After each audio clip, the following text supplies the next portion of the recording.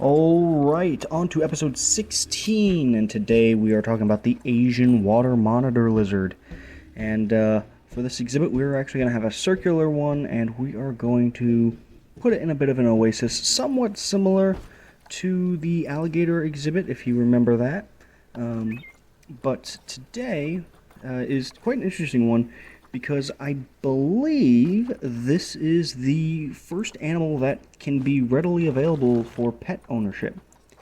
And we will get into that in a little bit. Now, what we're going to do here with the exhibit is we are going to lower it down inside our little guideline area that we make, and then we will smooth it out and put a shelter right in the center there where they'll be able to rest and sleep. Now, let's get into the information about the Asian water monitor. And I guess the best place to start is where they're from. They are from the northeastern coast of India all the way to the islands of Indonesia, so Southeast Asia in the nice tropical areas, along with our previous video, the Asian small-clawed otter.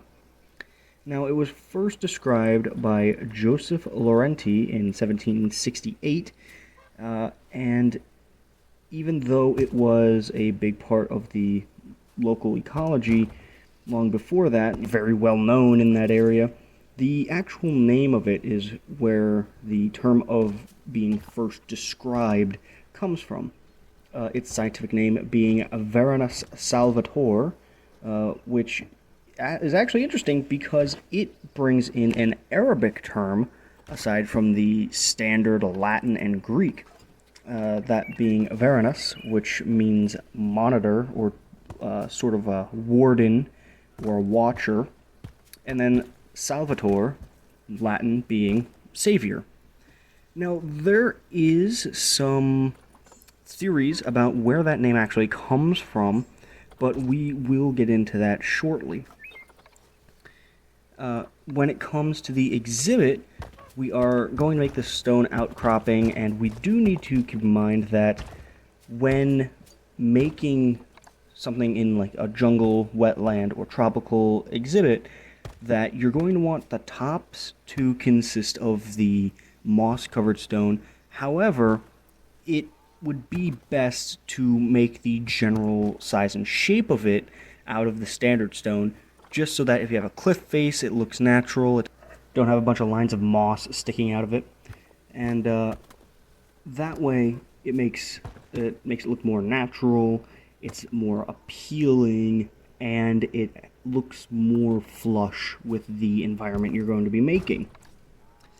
Now, let's talk about its name. There's a few ideas on where it comes from. One of the possible ones is a religious connection, but that's not really confirmed, being the savior part. But one of the other more fitting theories is that it may come from the idea of it being used as a monitor for crocodiles. And let me explain what I mean by that. So when crocodiles are in the area of a monitor lizard, whether it be something like the Asian monitor, where it could be something like the Chinese alligator or the gharial, or something like the Nile monitor, which would be the Nile crocodile, they will always leave the area if the crocodiles have entered it. So if you were to see a decent amount of monitor lizards, the crocodiles aren't around, you're good, so you're monitoring the population of crocodiles in an area.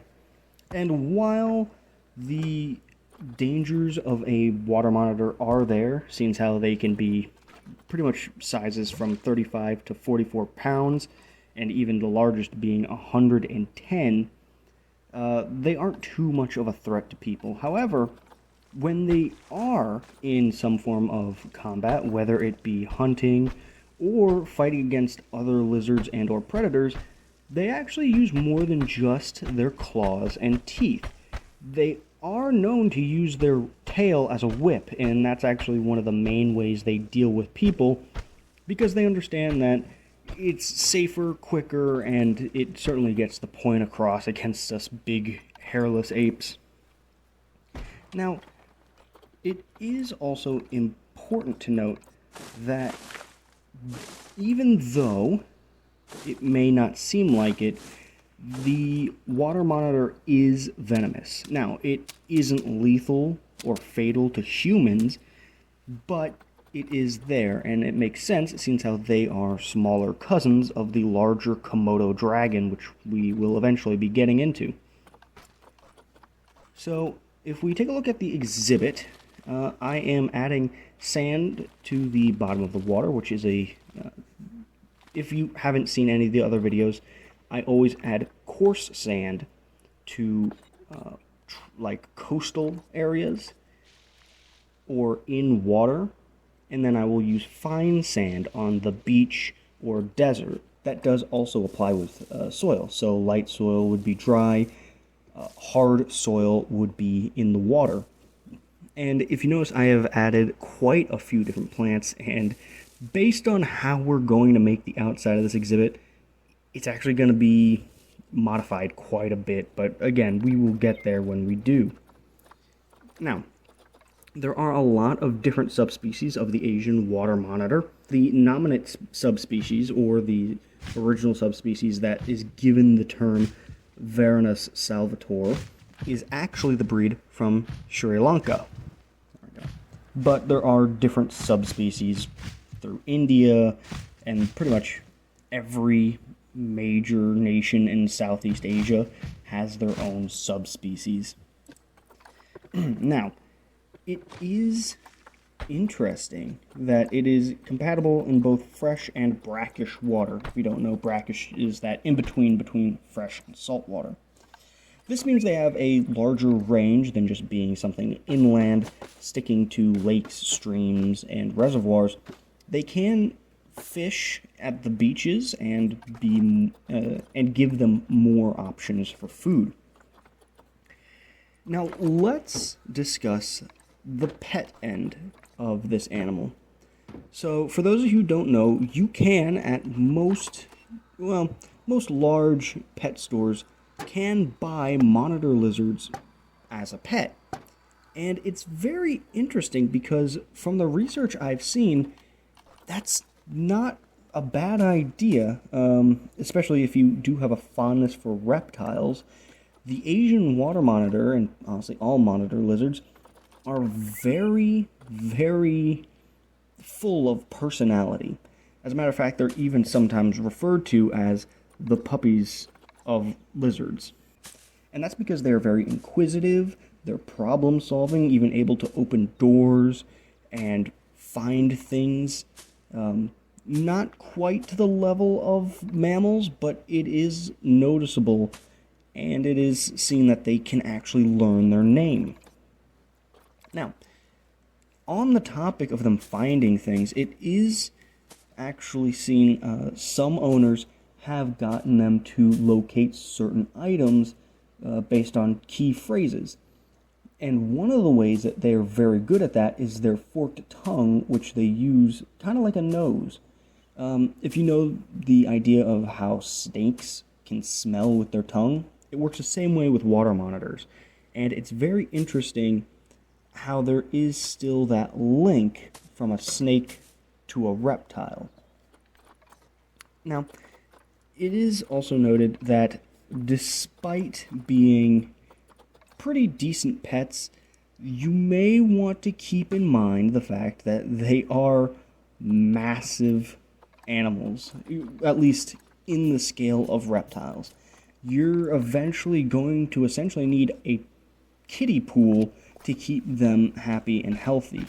But if you are interested in getting one as a pet, it's very rewarding because you could even hold them and carry them like a dog. You can put them on a leash, and it is quite surprising how friendly they can be despite their very sinister looking nature. Now that's all the information I have left on the animal. Let's discuss what I'm fixing here in the environment. Obviously I had to add more rock to it. I wasn't expecting it to need as much. I thought it was all going to be sand and maybe some grass. But it just goes to show, just because you have this idea of where they live, things need to change. Now, I did also end up removing quite a bit of foliage. I removed all of the bigger trees and the bamboo shoots that were in the center area. I tried to move some of the trees out from the side, but it does appear that I just had way too much foliage. And eventually, I even removed some of the more aesthetic ones that are on the rock, which I'm not too beat up about because I kind of think it looks better without it. But this is also the episode I'm finally going to say your animals don't need to have perfect stats and everything. It's best if they're 100% everywhere and there's no problems at all. But if you want to make an exhibit and you're limited with, let's say you have a theme going on and you've got an animal that's kind of working with it, but you just can't make it work with what you have, like I do here, it's completely fine if a few of their stats aren't top grade. You're going to get knocked a little bit, sure, but at the end of the day, the animal's still getting fed, it's still in a clean habitat, it has its enrichment items, there's just a little bit too much foliage.